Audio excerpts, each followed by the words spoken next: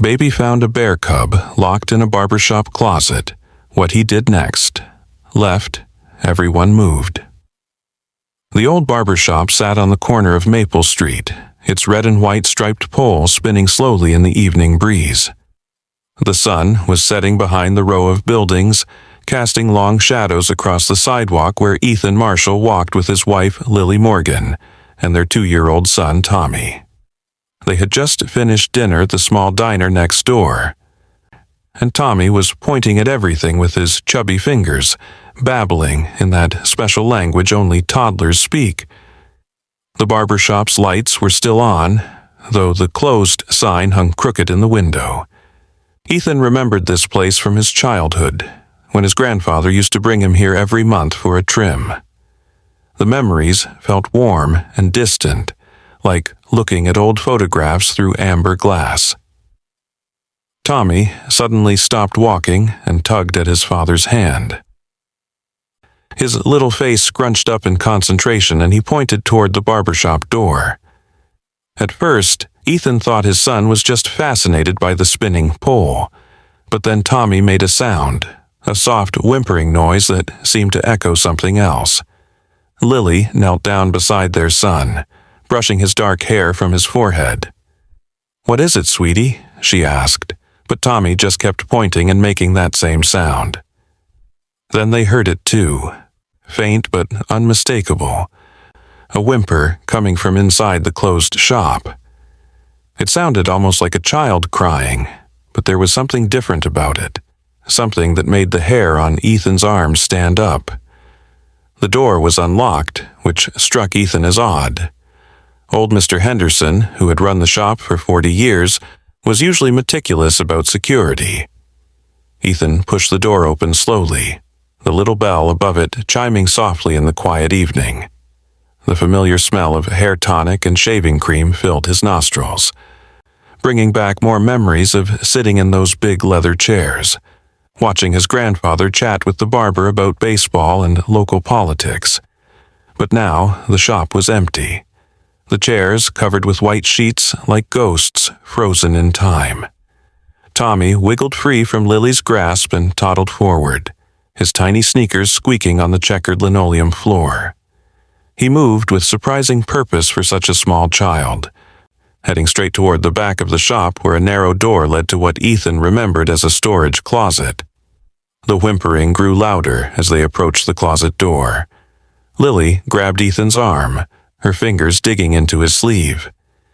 "Maybe we should call someone," she whispered. But Tommy was already reaching for the doorknob, standing on his tiptoes to grasp the cold brass handle. The door was locked from the outside with a simple slide bolt, positioned too high for Tommy to reach. Ethan hesitated for a moment, his mind racing through possibilities. Could someone have locked a child in there? The thought made his stomach turn. He reached over Tommy's head and slowly slid the bolt back. The metal scraped against wood with a sound that seemed too loud in the quiet shop. He pulled the door open carefully, and what they saw inside made all three of them freeze. There, huddled in the corner among old brooms and dusty boxes, was a bear cub. Not a toy, not a stuffed animal, but a real, breathing bear cub no bigger than a cocker spaniel.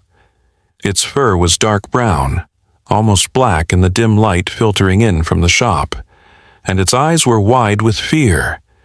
The creature couldn't have been more than a few months old, and it was trembling, pressed against the wall as if trying to disappear into it. Lily gasped and instinctively reached for Tommy, but their son was already moving forward, his little hands extended toward the frightened animal. "Doggy," Tommy said clearly, one of the few words in his vocabulary, and before either parent could stop him, he had plopped down on the floor right in front of the cub. What happened next defied everything Ethan knew about wild animals. The cub, instead of growling or trying to escape, slowly uncurled itself and crept forward. Its movements were cautious but not aggressive, more like a scared puppy than a wild predator. Tommy sat perfectly still, something he rarely did, and when the cub was close enough, the toddler gently patted its head. The cub made a soft sound, somewhere between a purr and a whine, and pressed its small head against Tommy's hand. Lily had her phone out, ready to call animal control or the police, but she stopped, mesmerized by the gentle interaction between her son and this impossible visitor. Ethan noticed something else in the closet, a makeshift bed made from old barber capes and towels, and beside it 2 bowls, one with water and one with what looked like dry dog food. Someone had been taking care of this cub, keeping it here deliberately. But why? And more importantly, who? The question swirled in his mind as he watched his son stroke the bear's fur with surprising gentleness. The cub seemed to relax under Tommy's touch, its breathing becoming less rapid, its body less tense. It was clear the animal had been handled by humans before. It showed no fear of them beyond its initial wariness. "We need to figure out what's going on here," Ethan said softly. Not wanting to startle either the cub or Tommy, he looked around the closet more carefully and spotted something wedged behind an old cash register box on a high shelf. It was a leather-bound journal, its cover worn and stained with age. He reached for it carefully, trying not to disturb the strange peace that had settled over the small space. As he pulled it down, a photograph fell out and fluttered to the floor. Lily picked it up, and her eyes widened. It was a black and white picture of a much younger Mr. Henderson, standing next to another man who looked remarkably like Ethan. "Is that your grandfather?" she asked, showing him the photo. Ethan took the picture with trembling hands. It was indeed his grandfather, William Marshall, standing arm in arm with Mr. Henderson in front of this very barbershop. They were both grinning widely, and between them, barely visible, was what looked like a small cage with something furry inside. The date on the back read, 1962, our first rescue. His grandfather had died when Ethan was 15, taking many of his stories with him. But Ethan remembered how his grandfather had always been passionate about nature, how he'd take long walks in the woods and come back with tales of the animals he'd seen. Could there have been more to those walks than anyone knew? The journal's first page was written in his grandfather's careful script. "This record is kept for those who come after, who might continue the work we've started. The town doesn't know, and perhaps it's better that way, but someone needs to care for those who cannot care for themselves." The entries that followed told an extraordinary story. His grandfather and Mr. Henderson had been secretly rescuing injured and orphaned wildlife for decades, using the barbershop's back room as a temporary shelter before releasing the animals back into the wild or finding them proper homes. They had saved everything from orphaned raccoons to injured hawks, all while maintaining the facade of being nothing more than a barber and his regular customer.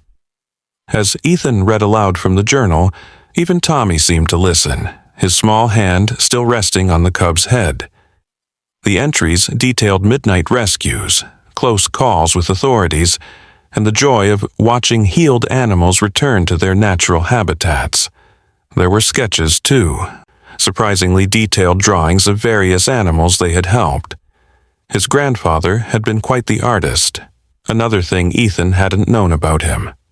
One entry particularly stood out, dated just a month before his grandfather's death.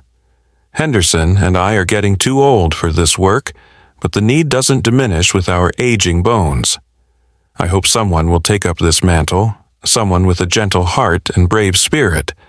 Perhaps my grandson, if he ever learns of this. He has his grandmother's compassion and my stubbornness, a good combination for this work." Lily had been checking her phone, looking up information about bear cubs and their behavior. "Ethan," she said quietly, "this cub is probably only about 4 months old. It should still be with its mother. Something must have happened." She showed him an article about a bear that had been hit by a car on the highway just outside town 2 weeks ago. The article mentioned that wildlife officials had searched for cubs but hadn't found any. Someone must have found this little one and brought it here, knowing about the barbershop's history, she said. But that raised another question. Mr. Henderson had been in a nursing home for the past 6 months after a fall. So, who had been caring for the cub? Tommy had fallen asleep against the cub, his tiny body curled around the animal like they were old friends. The cub, too, seemed to be dozing, finally feeling safe enough to rest. It was a picture of such innocent trust that both Ethan and Lily found themselves tearing up. This was not how they had expected their evening walk to end, but there was something profound happening here, something that connected past and present in ways they were only beginning to understand. Ethan continued reading through the journal, finding more recent entries in a different handwriting. These were dated within the last year, after Mr. Henderson had gone to the nursing home. The new handwriting was feminine and careful. I've been watching this place for years, knowing its secret from my own grandfather, who was saved by William and Henderson back in '65 when he was injured in the woods. They never knew he saw them release the healed fox that had been staying here, but he did, and he passed the story to me. Now I continue their work as they would have wanted. The entries detailed the care of various animals, always signed with just the initial S. Ethan thought of all the people in town whose names started with S, but couldn't narrow it down. Whoever this person was, they had been maintaining his grandfather's legacy without recognition or reward. The most recent entry was from just 3 days ago. Found the cub by the highway, dehydrated and scared. Mother nowhere to be found. I've been feeding it and keeping it safe, but I know this can't continue. The cub needs proper care, perhaps at the Wildlife Rehabilitation Center 2 towns over. But I'm being watched. Someone has noticed my late-night visits here. I may need to stop coming. I pray someone finds the cub before it's too late. I've left enough food and water for a few days, but after that, the entry ended there, unfinished, as if the writer had been interrupted, or had simply been too emotional to continue. Ethan looked at his sleeping son and the bear cub, then at his wife. "We can't just leave it here," he said. Lily nodded. She had already been thinking the same thing. But what could they do? They couldn't take a bear cub home, and calling the authorities might mean the cub would be put down, depending on state policies about wild animals that had been illegally kept. They needed to find this mysterious S person, or at least figure out a plan that would keep the cub safe. As if reading their thoughts, Tommy stirred in his sleep and mumbled something that sounded like "friend." The cub's ear twitched at the sound, but it didn't wake. They decided to stay in the barbershop a while longer, partly to figure out what to do, and partly because moving might wake both sleeping youngsters. Ethan continued through the journal, learning more about his grandfather's secret life. There were stories of releasing rehabilitated owls under the full moon, of teaching young raccoons to forage, of the time they had hidden an injured deer in the shop's basement, a basement Ethan hadn't even known existed. Each story painted a picture of 2 men who had dedicated their lives not just to their official work, but to a calling they felt deep in their bones. His grandfather had written, "Every life matters, from the smallest mouse to the largest bear. We are all connected, all part of the same fabric of existence. To save one is to honor all." Lily had been doing research on her phone and found something interesting. If you like this story and want to hear more amazing tales like this, please hit that subscribe button and ring the notification bell so you never miss our next upload. Your support means everything to us and helps us bring you more incredible stories. She had found the website for the Wildlife Rehabilitation Center the mysterious S had mentioned. They had a special program for orphaned bear cubs, where they raised them with minimal human contact to prepare them for release back into the wild. The center was legitimate and well regarded, but they would need to transport the cub there without attracting attention. It was illegal to keep a wild bear, even temporarily, and they could face serious consequences if caught. As they discussed options in whispered voices, they heard footsteps outside the shop. Both tensed, ready to explain their presence, but the footsteps passed by without stopping. It reminded them that they were sitting in a closed business with a bear cub, a situation that would be difficult to explain to anyone. Tommy stirred again, this time waking up. He looked at the cub, then at his parents, and smiled that pure, innocent smile that only young children can manage. "Bear friend," he said clearly, patting the cub gently. The cub woke too, blinking its dark eyes and yawning, revealing tiny teeth that would one day be formidable, but now looked almost comical. Ethan made a decision. "We're taking it to the rehabilitation center tonight," he said. "We'll use the blankets from the closet to make a bed in our car and drive carefully. It's only an hour away." Lily looked worried, but nodded. They couldn't leave the cub here, and waiting until morning increased the chances of discovery. But first, they needed something to transport it safely. Looking around the shop, Ethan spotted an old pet carrier in the corner, likely used by his grandfather for smaller animals. It would be a tight fit for the cub, but it would work for the short journey. The challenge was getting the cub into the carrier without frightening it. Tommy, in his innocent wisdom, solved the problem. He crawled into the carrier himself, giggling as he did so. The cub, curious and apparently trusting the toddler completely, followed him in. Once the cub was inside, Lily quickly lifted Tommy out while Ethan secured the door. The cub whined once, softly, but then settled down when Tommy put his fingers through the bars to touch its nose. It was remarkable how the two young creatures had bonded so quickly and completely. There was something pure about it, something that transcended species and spoke to a deeper connection all living things shared. They prepared to leave, but Ethan felt they should document this moment somehow.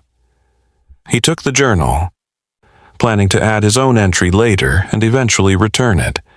But as he picked it up, another piece of paper fell out, this one new and white against the aged pages. It was a note, written in the same feminine hand as the recent entries.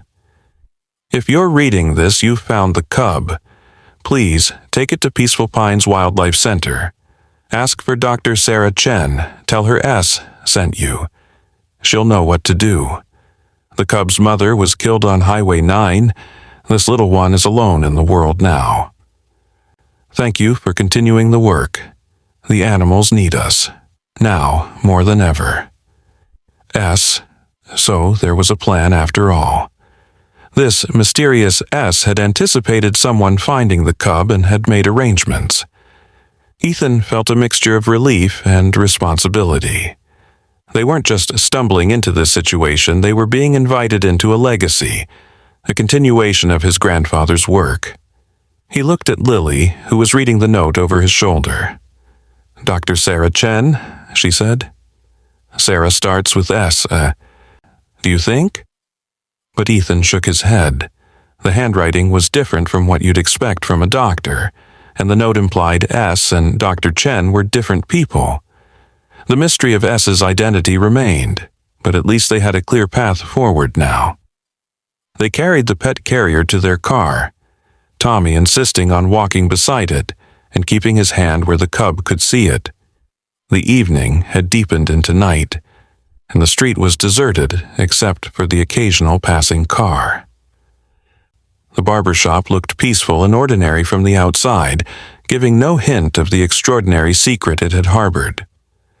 as Ethan locked the door behind them, using the spare key his grandfather had given him years ago, a key he'd kept on his keychain for sentimental reasons. He felt like he was locking away more than just a building. He was securing a secret that had spanned generations, a testament to quiet compassion and unrecognized heroism. The drive to the wildlife center was surreal. Tommy sat in his car seat next to the carrier, singing softly to the cub in his babbling toddler language. The cub seemed to listen, its breathing calm and regular. Lily navigated while Ethan drove, following the GPS through increasingly rural roads. The trees grew thicker on either side, and the darkness seemed deeper away from the town's lights. They passed the spot on Highway 9 where the mother bear had been killed, marked by skid marks still visible on the asphalt. Ethan slowed down respectfully, and even Tommy seemed to sense the solemnity of the moment, stopping his singing to look out the window. "Do you think she knew?" Lily asked softly. "The mother bear, I mean. Do you think she knew her cub would be found and cared for?" It was an impossible question, but Ethan understood why she asked it. There was something about this whole situation that felt larger than coincidence, as if invisible hands had guided events to ensure the cub's survival. His grandfather would have said it was nature's way of balancing things, that kindness creates ripples that extend far beyond what we can see. Ethan was beginning to understand what he meant. The Peaceful Pines Wildlife Center was dark, except for a single light in what looked like the main office. They had called ahead, and Dr. Chen was waiting for them. She was younger than Ethan expected, perhaps in her early 30s, with kind eyes behind wire-rimmed glasses. She didn't seem surprised when they mentioned S, just nodded knowingly. "I've been expecting someone," she said. "S called me 3 days ago, said the cub might be coming. I'm glad you found it in time." She examined the cub gently but thoroughly, while Tommy watched with rapt attention. The cub was dehydrated and undernourished, but otherwise healthy.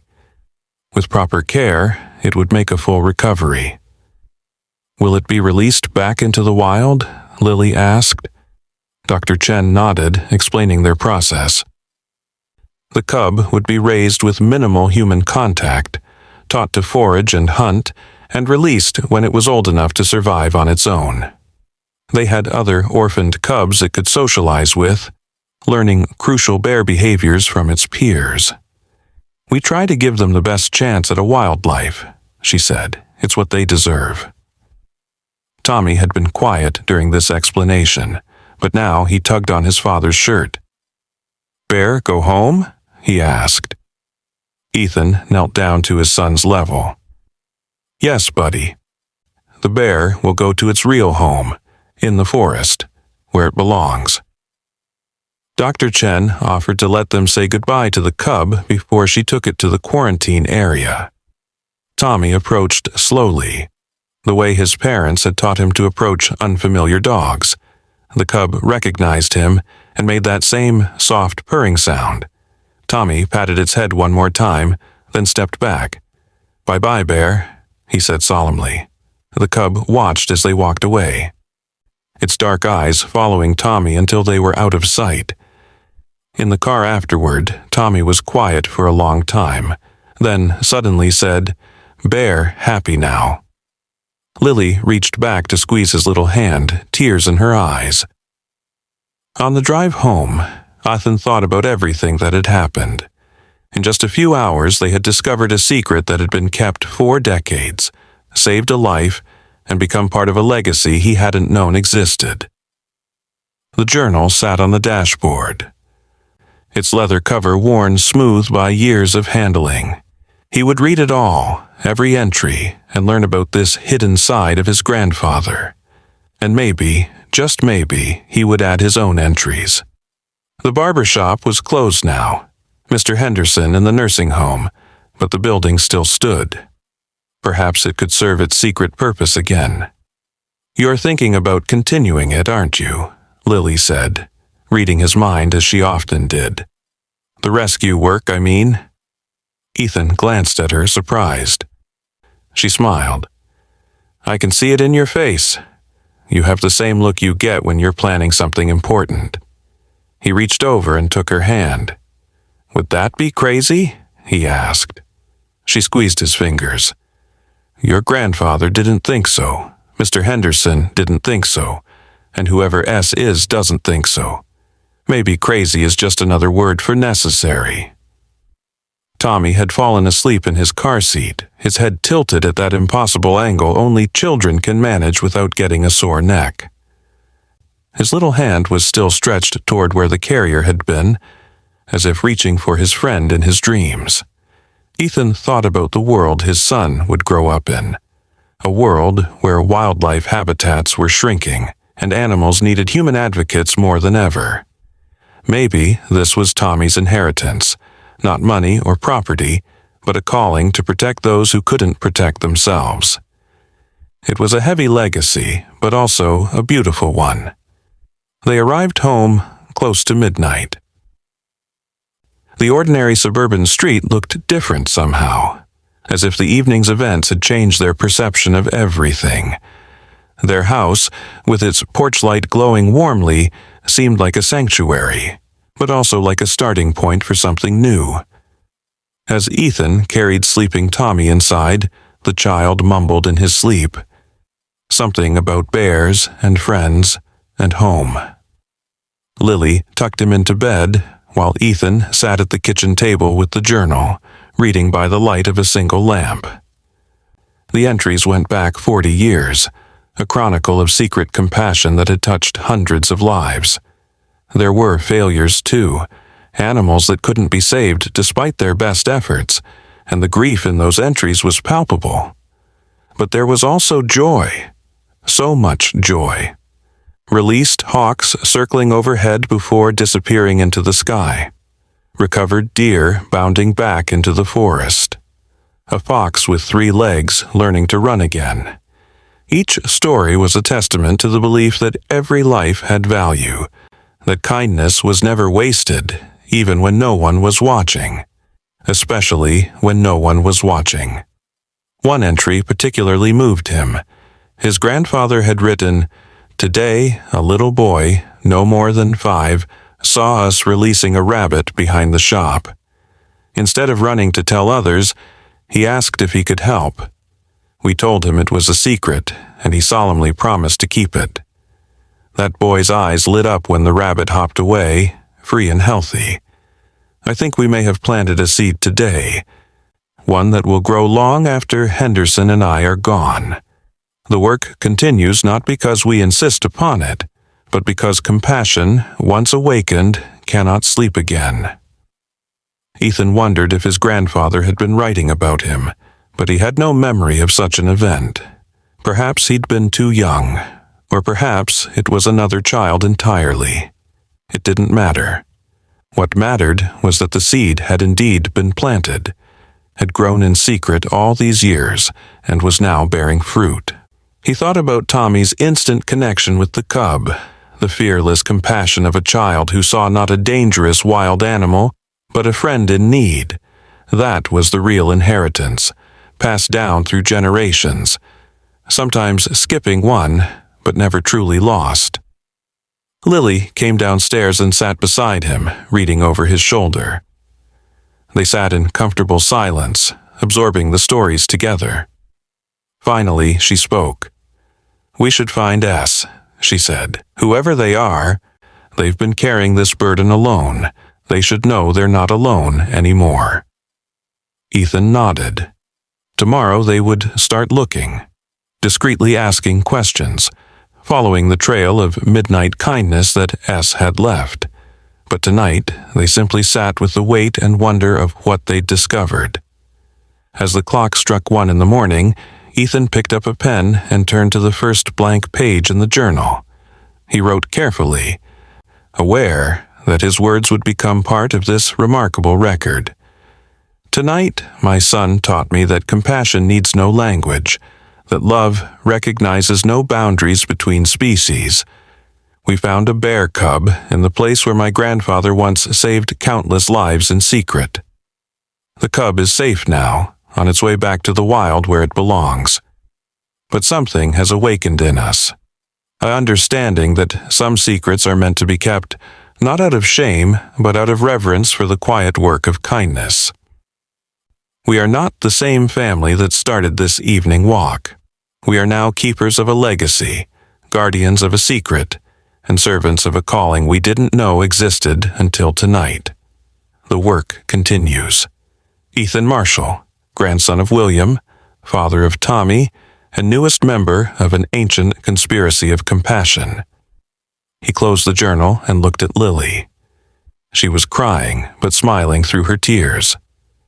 "Your grandfather would be proud," she said, and in that moment, Ethan could almost feel his grandfather's presence, a warm approval that had nothing to do with imagination, and everything to do with the connections that bind us across time and space.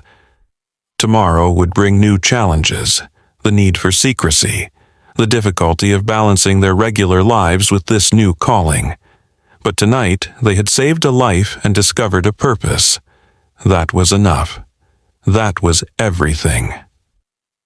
The next morning came too soon, with Tommy waking them at his usual early hour. But instead of his normal demands for breakfast and cartoons, he went straight to the window and looked out toward the direction of the wildlife center. "Bear okay?" he asked. Ethan picked him up, holding him close. "Bear is okay, buddy. Bear is going to grow big and strong and live in the forest." Tommy nodded seriously, then brightened. "We help more animals?" The question hung in the air, innocent but profound. Lily and Ethan exchanged glances. "Maybe, sweetheart," Lily said. "Maybe we will." That day, Ethan called in sick to work, something he rarely did. Instead, he drove to the nursing home where Mr. Henderson lived. The old barber was sitting in a wheelchair by the window, looking out at a bird feeder where sparrows gathered. His face lit up when he saw Ethan. "William's grandson," he said, his voice still strong despite his age. "I've been wondering when you'd come." Ethan pulled out the journal, and Mr. Henderson's eyes filled with tears. "You found it," he whispered. "And the cub?" Ethan told him everything, and the old man listened with growing wonder. "Your grandfather always said you'd be the one," he said finally. "He saw something in you, even when you were small. The same thing I see now." Mr. Henderson told him stories that weren't in the journal, stories of close calls and midnight adventures, of the network of silent helpers they had built over the years. The local veterinarian who treated injured animals for free and never asked questions. The farmer who left his barn door open on cold nights in case any creature needed shelter. The grocery store owner who donated expired but still good produce for the animals. "We were never alone," he said. "There were always others. People who understood that kindness doesn't need recognition." He paused, then added, "S is one of them. The best of them, actually. Took over when I couldn't continue. Never asked for anything, never complained. Just did what needed doing." "Who is S?" Ethan asked directly. Mr. Henderson smiled mysteriously. "That's not my secret to tell," he said.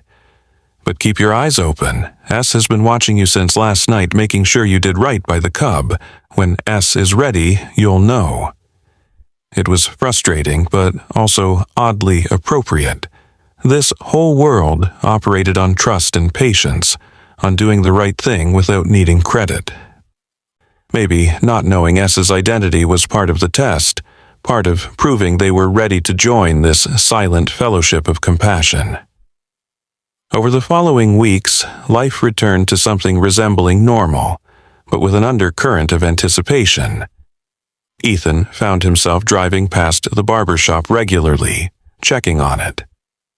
He had a key now, officially, having told Mr. Henderson's family that he wanted to maintain the place in honor of his grandfather's memory. They were grateful, not knowing the real reason. He and Lily cleaned the shop, repaired the broken window in the back, and stocked the hidden area with supplies just in case. Tommy often came with them, playing quietly while they worked, occasionally asking about his bear friend. Dr. Chen called with updates on the cub. It was thriving, gaining weight and learning essential skills from the other cubs at the center. She sent them a video of it playing with another orphaned cub, wrestling and tumbling in a large enclosure designed to mimic natural habitat. Tommy watched it over and over, laughing at their antics, but also understanding, in his simple way, that the bear was where it needed to be. "Bear learning," he would say sagely, as if he understood the importance of the cub preparing for its wildlife. One evening, about a month after the night they found the cub, Ethan was closing up the barbershop after another cleaning session when he noticed something different. There was a new entry in the journal, which he had left on the counter. The familiar feminine handwriting filled half a page. "Thank you for saving the cub and for continuing the work. I've been watching, and you've proven yourselves worthy of this trust. Your grandfather would be overjoyed to know his grandson has taken up the mantle. There's an injured owl in the woods behind the old Miller farm. It has a broken wing and won't survive without help. If you choose to help, leave a white cloth in the barbershop window. I'll make sure you have what you need. S." Ethan's heart raced. This was it. Their first real test, their invitation into the secret world his grandfather had inhabited. He called Lily immediately, and they discussed it that night after Tommy was asleep. There was no question, really, they would help the owl. The next morning, Ethan hung a white dishcloth in the barbershop window. Feeling slightly ridiculous, but also profoundly connected to something larger than himself. By evening, when he returned, there was a box of supplies by the back door. Veterinary supplies, a guide to treating injured raptors, and a pair of thick gloves. There was also a note. The owl trusts no one, but it might trust a child. Bring Tommy. S. They found the owl exactly where S had said it would be. A beautiful barn owl with one wing hanging at an wrong angle. It was weak. Probably hadn't been able to hunt for days. Tommy approached it slowly, humming the same tuneless song he had hummed to the bear cub. The owl, which should have been terrified or aggressive, watched the child with its enormous eyes and didn't move as Tommy gently stroked its uninjured wing. "Soft bird," Tommy said quietly. "Hurt bird needs help." Working together, with Tommy keeping the owl calm, they managed to get it into a carrier and back to the barbershop. Following the instructions S had left, they stabilized the wing and gave the owl water through a dropper. It was delicate work, requiring patience and gentleness. The owl submitted to their ministrations with surprising grace, as if it understood they were trying to help. They set up a recovery area in the barbershop's back room, the same place where countless animals had recovered over the decades. Tommy insisted on visiting every day after preschool, sitting quietly near the owl and talking to it in his mixture of real words and toddler babble. The owl seemed to listen, its head turning to follow the child's movements. During this time, they began to notice subtle signs of S's presence. Fresh supplies would appear when they were running low. The owl's favorite food, mice from a local pet store, would be left in a cooler by the door. Once, they arrived to find the owl had been checked by someone with obvious veterinary knowledge. Its bandage changed with professional skill. S was watching over them, guiding them, but still remaining hidden. It was like having a guardian angel, if guardian angels concerned themselves with injured wildlife. The owl recovered slowly but steadily. After 2 weeks, it was able to perch properly. After 3, it could extend both wings, though the injured one was still weak. Dr. Chen, whom they had contacted for advice, came to examine it and was impressed with their care. "You're naturals at this," she said. "Have you considered getting certified in wildlife rehabilitation?" It was a thought that hadn't occurred to them, but it made sense. If they were going to continue this work, they should do it properly, with all the knowledge and legal protections that certification would provide. One evening, while Ethan was alone in the barbershop checking on the owl, he heard the front door open. He turned, expecting Lily or maybe another late-night visitor, but instead saw a woman in her 60s, silver-haired and gentle-faced, wearing a worn coat and carrying a bag of supplies. She smiled at his shocked expression. "Hello, Ethan," she said. "I'm Savannah Reed, though I suppose you know me as S." The name was familiar. She ran the local bookstore, a quiet woman who had lived in town all her life. He had probably spoken to her dozens of times without really seeing her, the way people overlook those who prefer to remain in the background. Savannah explained her connection to the work. Her grandfather had been injured in a logging accident in 1965, lost and bleeding in the woods. William and Henderson had found him while checking their trap lines for injured animals. They had saved his life, gotten him to a hospital without asking questions about what he'd been doing in that particular part of the forest, which happened to be where he'd been poaching trees illegally to feed his family. They never judged, she said. They just helped. My grandfather lived another 30 years because of them, saw his grandchildren grow up, made amends for his mistakes. I grew up knowing what they did, not just for him, but for all the creatures that needed help. She had started helping them when she was a teenager, bringing supplies, keeping watch while they worked. After William died and Henderson grew too frail, she had taken over entirely. "It's been lonely," she admitted. "This work is best shared." Your grandfather knew that. That's why he and Henderson worked together all those years. And now, she smiled at Ethan, now it's our turn to work together. She showed him things he hadn't discovered yet. A hidden compartment in the floor where they kept medical supplies. A logbook dating back even further than the journal, filled with detailed records of every animal they'd helped. Savannah had a gift with animals that seemed almost supernatural. She showed him how to read the subtle signs of pain or fear, how to move in ways that didn't threaten, how to project calm even when you didn't feel it. "Your son has it too," she said, watching a video of Tommy with the bear cub. "It's not learned, it's just there, like some people can sing and others can't. He'll be remarkable at this work when he's older, if he chooses it." The idea of Tommy growing up to continue this legacy filled Ethan with a mixture of pride and worry. It was a beautiful calling, but also a secret burden, a life lived partially in shadow. The night came when the owl was ready for release. They gathered at the barbershop, Ethan, Lily, Tommy, and Savannah. Mr. Henderson came too, his nursing home aide bringing him in a wheelchair, tears streaming down his weathered face as he entered his old shop for what would probably be the last time. Dr. Chen was there as well, having become part of their small circle. The owl sat in its carrier, alert and ready, its wing fully healed. Tommy had made it a going-away card, a scribbled drawing of an owl flying over trees, which Savannah tucked into the journal as a memento. They drove to a field at the edge of town, where the forest met farmland, perfect hunting ground for a barn owl. The moon was full, casting silver light over everything.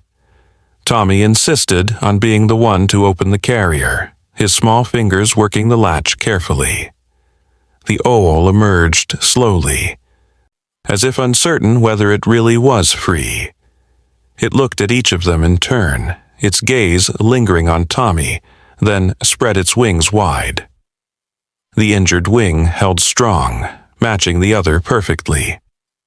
With a silent push, it launched itself into the air, circling once overhead before disappearing into the darkness. "Bye-bye, owl," Tommy whispered, waving at the empty sky. "Be happy." Mr. Henderson reached out from his wheelchair and took the child's hand. "You did good, young man," he said, his voice thick with emotion. "You all did good." They stood there for a long time, watching the sky, feeling the weight and wonder of what they'd accomplished. One life saved, one creature returned to its world, but somehow it felt like so much more. It felt like a promise kept, a torch passed, a secret preserved for another generation. In the weeks that followed, more animals came to them, or rather, they were led to animals in need, a fox with its leg caught in an illegal trap, a family of raccoons orphaned when their mother was poisoned, a hawk with the infected wound. Each rescue was a learning experience, each release a small victory against the darkness of indifference. Tommy was their secret weapon, his innocent presence calming even the most frightened creatures.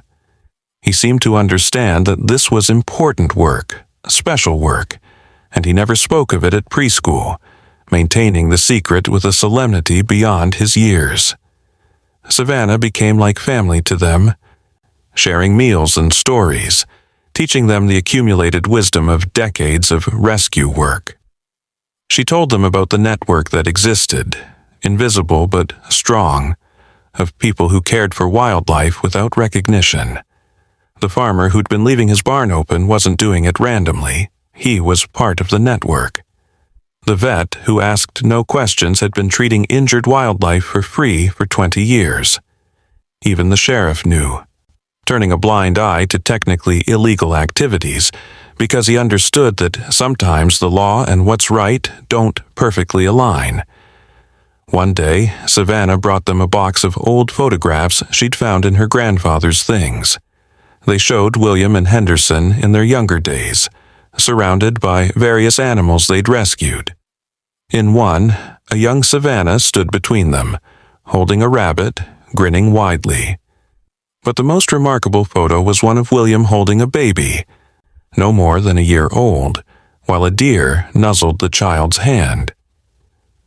"That's you," Savannah told Ethan. "Your grandfather brought you here once when you were very small. He said you laughed when the deer licked your fingers, showed no fear at all. He knew then that you'd be part of this someday." The revelation that he'd been here before, been part of this without knowing it, shook Ethan profoundly. How many other moments had he forgotten? How many times had his grandfather tried to show him this world, only to have the memories fade with the childhood? He thought of Tommy, wondering what he would remember of these experiences. Would the bear cub and the owl become distant dreams, or would they remain vivid, shaping the man he would become? Only time would tell, but Ethan was determined to keep the door open, to let his son choose his own path when he was old enough to understand the choice. Mr. Henderson passed away peacefully in his sleep 3 months after the owl release. At his funeral, the church was packed with people whose lives he'd touched, though most had no idea of the full extent of his compassion. Ethan gave a eulogy that hinted at the deeper truth without revealing it, speaking of a man who saw beauty in all living things, who understood that kindness didn't need an audience. Afterward, at the reception, several people approached him with knowing looks and careful words. The network was larger than they'd imagined, threads of compassion woven throughout the community. That night, they found a final entry in Mr. Henderson's shaky handwriting, added to the journal just days before his death. The work goes on. It must go on. Every generation thinks the world is ending, but every generation also produces those who refuse to let compassion die. I've seen the future of this work, and it's bright. A child who speaks to bears, parents who choose love over fear, and a community that keeps secrets not out of shame, but out of reverence for the sacred work of caring. I go to my rest knowing the animals have champions. Thank you all for letting me be part of this. Albert Henderson, barber, friend, and keeper of wild hearts. Ethan and Lily decided to buy the Barbershop building, using their savings and a small inheritance from Lily's grandmother. They would keep it as it was, a functioning barbershop in the front, run by a young barber who needed a place to start his business and didn't ask questions about the occasional late-night visitors. The back would remain what it had always been, a sanctuary for those who needed help and couldn't ask for it. They installed better facilities, hidden but effective, for treating injured animals. Savannah helped them navigate the legal requirements, getting the proper permits under the guise of the building being a historical preservation site. Tommy grew, as children do, but his gentleness with animals only intensified. By age 4, he could calm a panicked bird with a whisper. By 5, he was helping with simple medical procedures, his small hands steady and sure. He never spoke of it at school, understanding instinctively that this was family work, secret work. But sometimes his teachers would comment on his unusual empathy, his way of caring for classroom pets or insects that found their way inside. "He's special," one teacher told Lily. "He sees the world differently than most children." If only she knew how true that was. One winter evening, a year and a half after they'd found the bear cub, Dr. Chen called with news. The cub, now a young bear, was being released back into the wild the next day. Would they like to be there? Of course they would. They drove through snow-covered roads to the release site, a protected forest area far from highways and human settlements. The bear, now massive compared to the tiny cub they'd known, was in a transport cage on a truck. It seemed calm, ready for this moment it had been prepared for its entire life. Tommy, now more articulate but still possessing that innocent wisdom, stood quietly as the cage was opened. The bear emerged slowly, sniffing the air, testing the ground with careful steps. Then it saw Tommy. For a moment, time seemed to stop as bear and boy regarded each other. There was no fear on either side, just a recognition that transcended the months of separation. The bear took a few steps toward them, not aggressively, just curiously. Tommy raised his hand in a small wave. "Good luck, bear friend," he said clearly. The bear huffed once, a sound that might have been acknowledgement, then turned and lumbered into the forest, disappearing among the snow-laden trees. "Will we see him again?" Tommy asked on the drive home. Ethan considered lying, saying something comforting but untrue. But this work they did was built on truth, on seeing the world as it really was. "Probably not, buddy," he said. "But that's okay. He's where he belongs now, living the life he was meant to live. We helped him get there, and that's enough." Tommy nodded, understanding in his way that love sometimes means letting go, that the greatest kindness is often to help something become what it was meant to be, even if that means saying goodbye. The work continued, season after season. They saved hawks and released them to soar. They nursed sick foxes back to health and watched them disappear into the underbrush. They raised orphaned squirrels and taught them to fear humans, as they should. Each rescue was different, each release bittersweet. The journal grew thick with new entries, not just from Ethan and Savannah, but from others who joined their quiet conspiracy. The young barber who ran the shop began to help, having figured out what was happening and asking to be part of it. Dr. He Chen officially joined their network, providing medical expertise that saved lives they couldn't have saved alone. Tommy started school properly, and while he couldn't talk about the rescue work, he became known as the boy who could catch butterflies without hurting them, who could coax birds to eat from his hand, who always knew when the classroom hamster was feeling sick.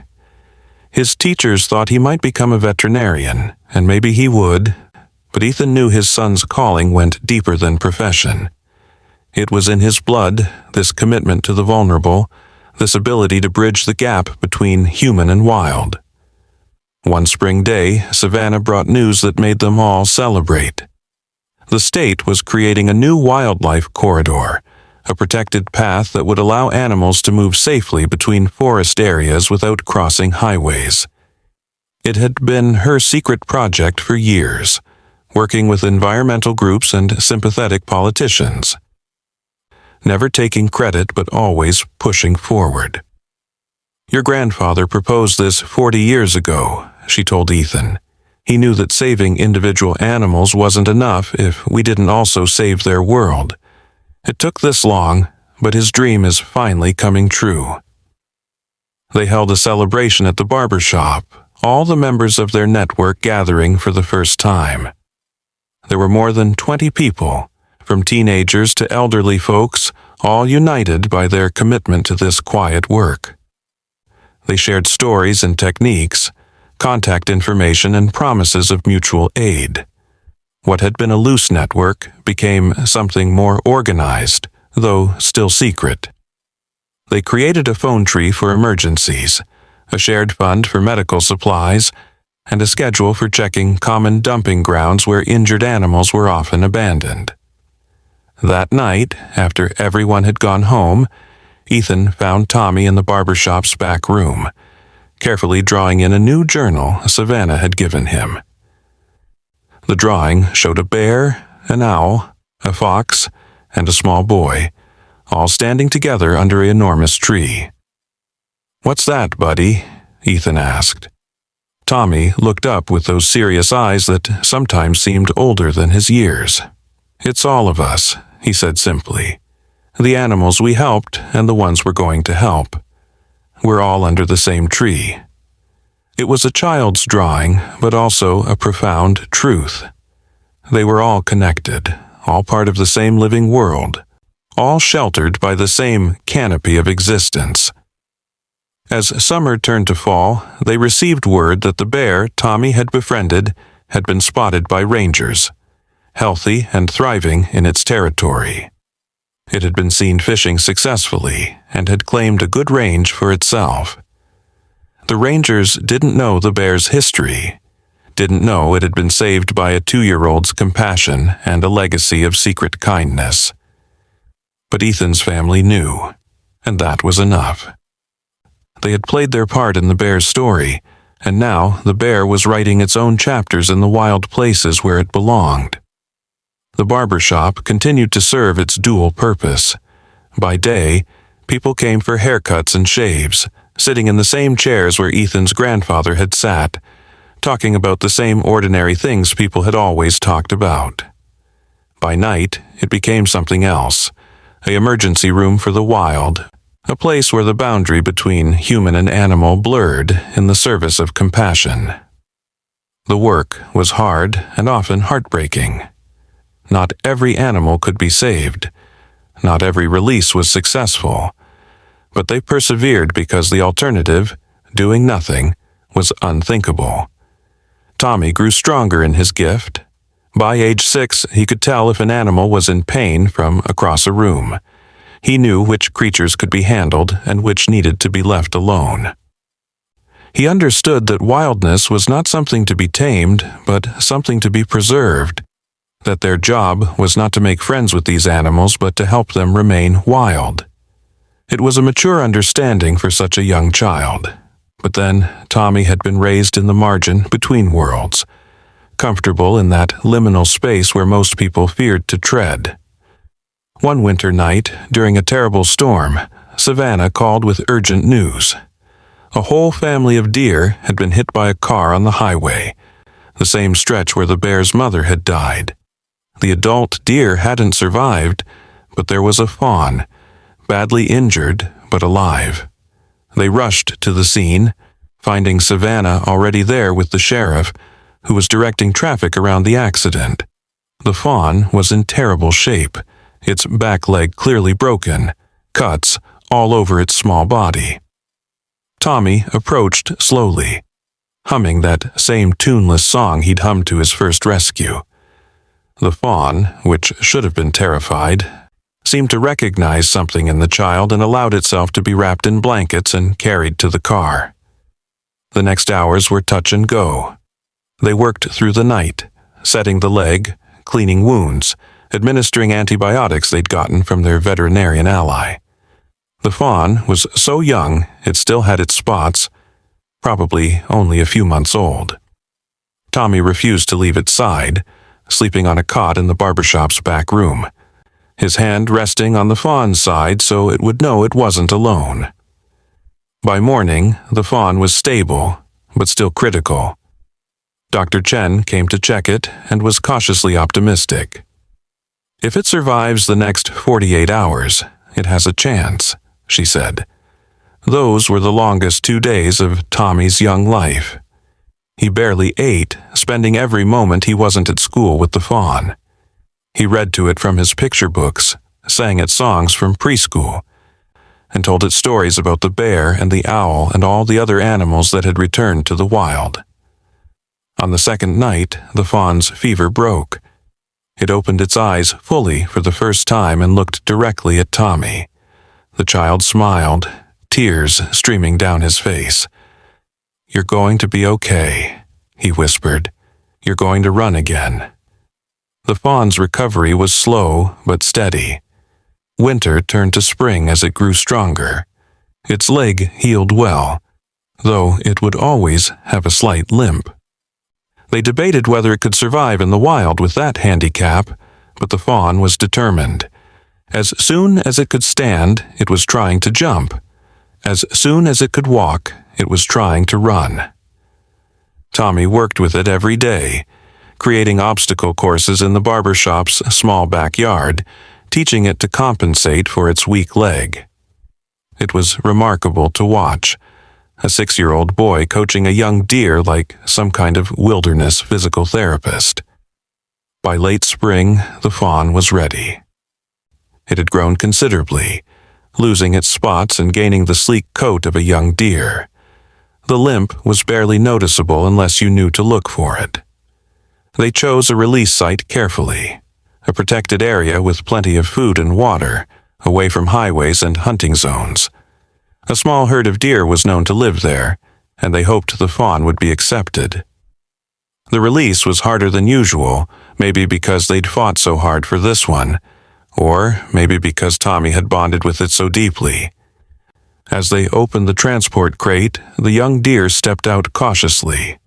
It looked around, taking in the forest, the meadow, the freedom it had been denied for months. Then it looked back at Tommy, and for a moment, Ethan thought it might not leave, might choose captivity with the boy who'd saved it over freedom in the wild. But Tommy, wise beyond his years, stepped back and pointed toward the forest. "Go on," he said firmly. "Go be a deer." The animal seemed to understand. It took a few steps, then a few more. Then suddenly it was running, limp and all, bounding across the meadow with a joy that was beautiful to see. At the edge of the forest, it stopped and looked back once more, then disappeared into the green shadows. "Do you think it'll remember us?" Tommy asked as they drove home. Savannah, who had come for the release, answered, "Maybe not in the way we remember things," she said, "but somewhere in its bones it'll remember that not all humans are dangerous, that kindness exists in the world, and maybe that memory will help it survive, help it know when to trust and when to run." Tommy seemed satisfied with that answer, looking out the window at the passing forest with a small smile. That summer brought a surprise. A young woman showed up at the barbershop one evening when Ethan was checking on a recovering crow.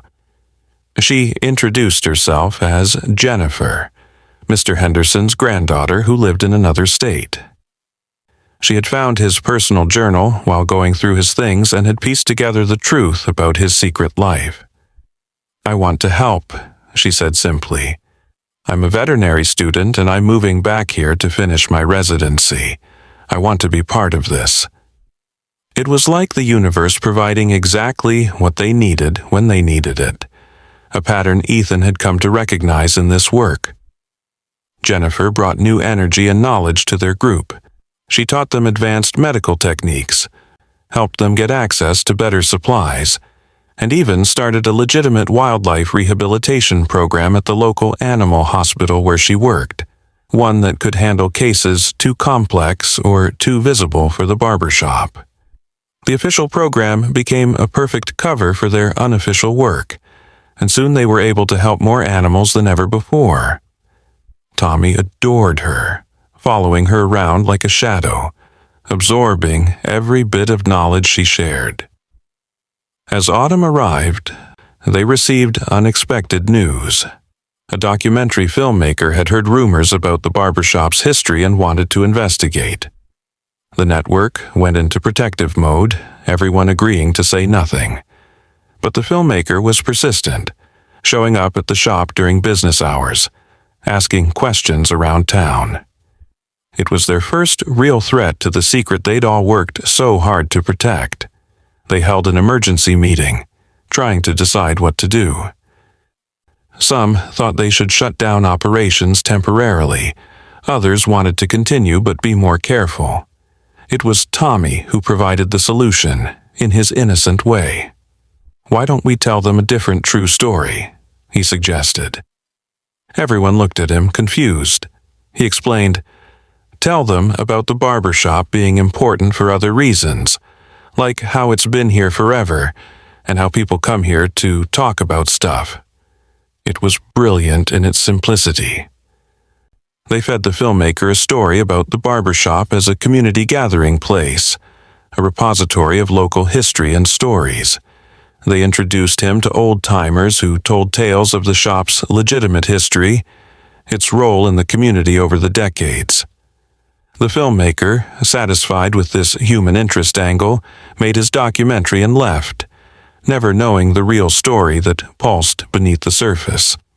The close call made them more careful but also more determined.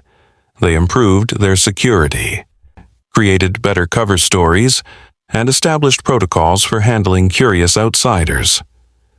But they didn't stop the work. If anything, it made them realize how precious and fragile their secret was, how important it was to protect it for future generations. They were guardians not just of animals but of a way of being in the world, a way that said compassion didn't need recognition, that the best work was often done in shadow. Winter came early that year, with heavy snows that made rescue work difficult, but it also brought unexpected beauty. One morning, they arrived at the barbershop to find deer tracks in the snow leading right up to the back door.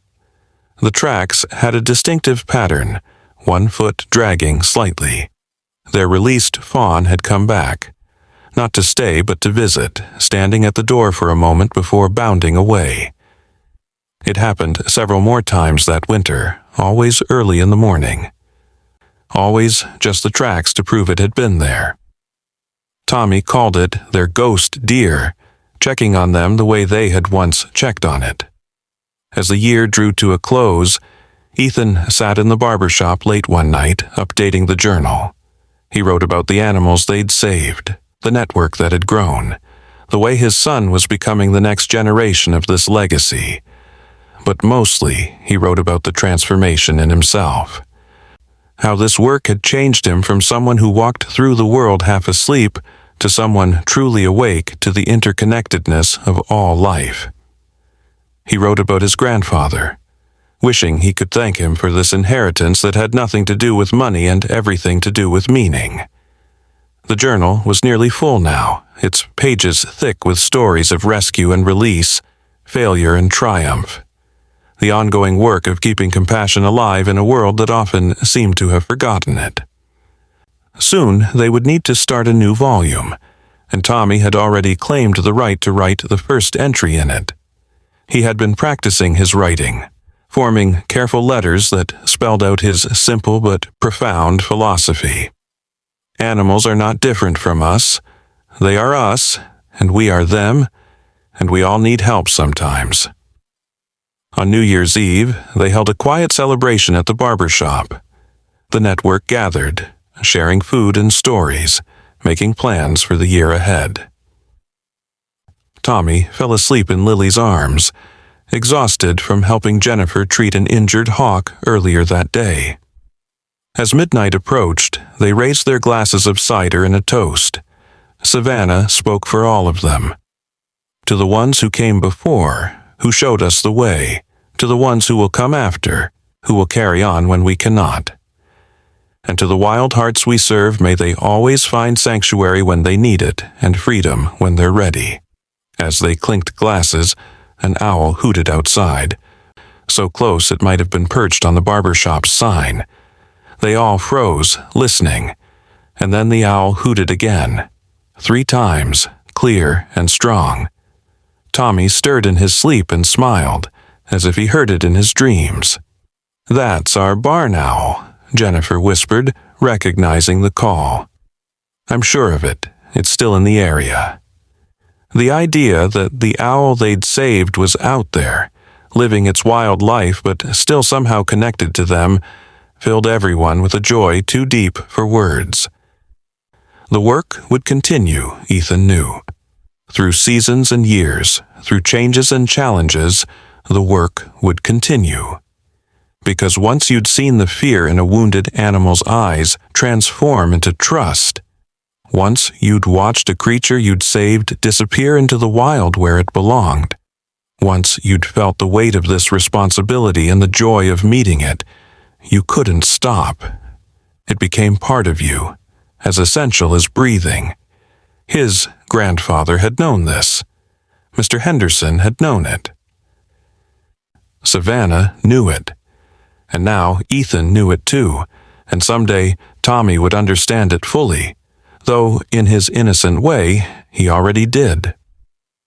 As the celebration wound down and people began to leave, Ethan stood in the doorway of the barbershop, looking out at the sleeping town. Somewhere out there, a bear he'd helped save was hibernating in a den it had made itself. An owl was hunting in the darkness. A deer with a slight limp was bedded down with its herd. And countless other creatures were living their wild lives, some of them touched by the quiet compassion that emanated from this ordinary-looking barbershop. It was a good feeling, knowing you were part of something larger, something that stretched backward and forward through time, connecting all living things in an endless web of mutual aid.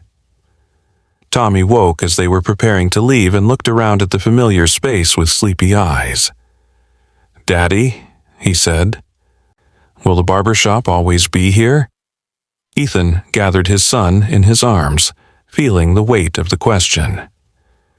"As long as there are animals who need help and people brave enough to help them," he said. "So yes, buddy, always."